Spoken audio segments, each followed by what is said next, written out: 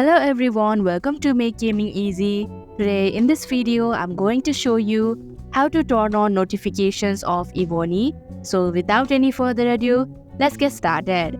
First of all, open Settings application. Now scroll down your screen and go to Apps option. Here click on Manage Apps option. Now in the search bar, type in Evony. Click on Notifications option. Here you'll just have to turn on the button of Show Notifications. And that is how you can turn on notifications of Evony. Thank you for watching Make Gaming Easy. I hope this video was helpful to you. If it was, hit the like button and comment down if you have any questions or feedback. Also, if you are new to our channel, subscribe and hit the bell icon so that you don't miss our upcoming videos.